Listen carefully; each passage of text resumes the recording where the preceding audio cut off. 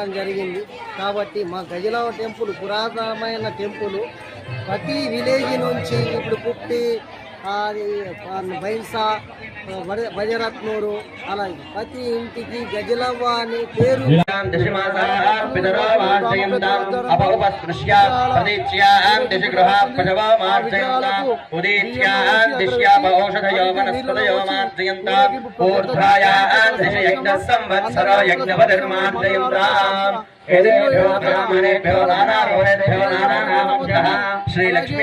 గ్రామంలో నూతనంగా ఏర్పాటు చేసుకున్నటువంటి పోచమ్మ మందిరాలలో ఘనంగా ఆడపడుచులతో ఊరేగింపు చేసుకొని గ్రామ దేవతలన్నీ తీసుకొచ్చి ఒక దగ్గర ప్రాణ ప్రతిష్టాపన చేయడం జరుగుతున్నది.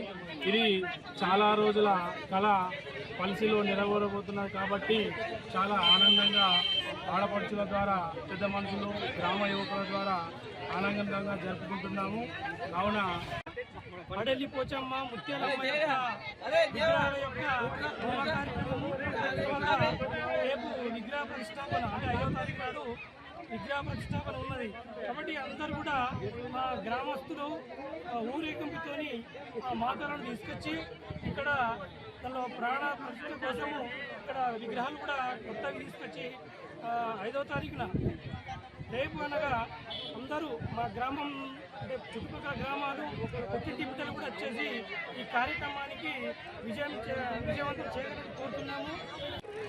జై భవానీ, జై భవానీ. మాది పల్సి గ్రామం, కుబీర్ మండలం.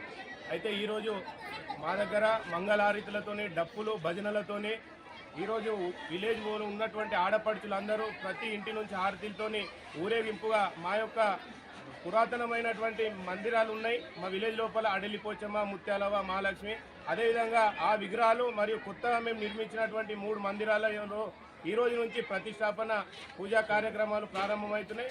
కావున అంటే ఈ చుట్టుపక్కల ఉన్న వాళ్ళు కూడా పల్సి గ్రామంలో అంగరంగ వైభవంగా ఏదైతే మహాలక్ష్మి, ముత్యాలమ్మ అయితే 3 విగ్రహాలు ఏదైతే ఉందో ఒక చోట గుడి కట్టడం, అలాగే పల్సి గ్రామస్తులందరూ కూడా, ఆడపడుచులందరూ కూడా ఆరతి పళ్ళలతో వస్తుంటే ఈరోజు ఎంతో సంతోషంగా ఉంది. ఇలాగే గ్రామస్తులందరూ కూడా భక్తి వైపు, ధర్మం వైపే ఉండాలని చెప్పేసి గ్రామస్తులు అంతా కూడా ఏకంగా ఉండి ఎలాంటి సమస్యలైనా అన్నిటికీ ఎదుర్కోవాలని చెప్పేసి ఇలాగే కలిసిమెలిసి ఉండాలని చెప్పేసి అందరినీ కోరుతా ఉన్నాము.